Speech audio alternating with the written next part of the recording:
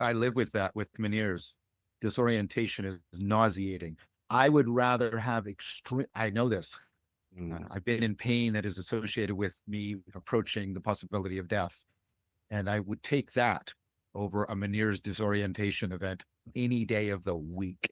If I was in the middle of a Meniere's and you said, you can get out of this completely, and all you have to pay for this is extreme pain in your chest that causes a fear of death, I'll go, give it to me. I want it. The nausea of disorientation, le nausée, Sartre, right, is just, it's profound. I think that image is, I think bringing the visceral in is very important here.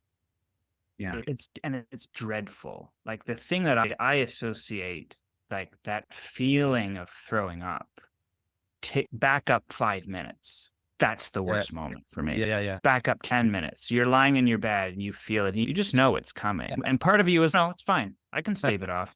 I got it together. And then this inkling grows and grows that, no, this is involuntary. And no amount of will is going to keep it at bay. And I think you materializing it into this metaphor, Jordan, is really helpful because it brings to mind that one of the things that the aporia does is it forces the forfeiture of will in some sense. And along with it, the forfeiture of ego, I guess, to bring Jung back into the mix just offhandedly, is that there's this moment, and I'm thinking of it as a moment you have with someone. And let's say it's a relationship of some real gravity.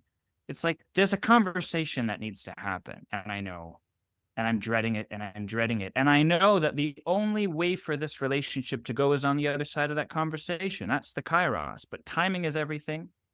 And there's a moment when all of my instincts to maintain and restrain and maintain the control of that relationship have to be completely surrendered to that dreadful moment when all is given up for the fatality of whatever happens on the other side. And it's that moment that I'm leading to, and my salvation or my horror is on the other side of it. Just like relief is on the other side of throwing it up, or death, I suppose. You on the other side of that you can't really know and account for other than maybe as it's an LA Paul transformative experience. You can't know what it's going to be like until you go through it. And like Jordan said, it's a one-way trip. You can't step into it and, let's try vomiting for a bit and then back out of it. It doesn't work that way.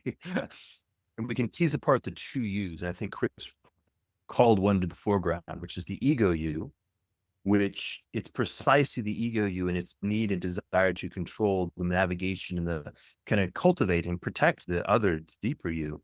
And it's the ego you stepping into the particular portal saying, now is the moment where I'm actually going away. I'm letting go. We're dropping into the kairos. We're now in living space where what happens, and it's beyond my capacity to navigate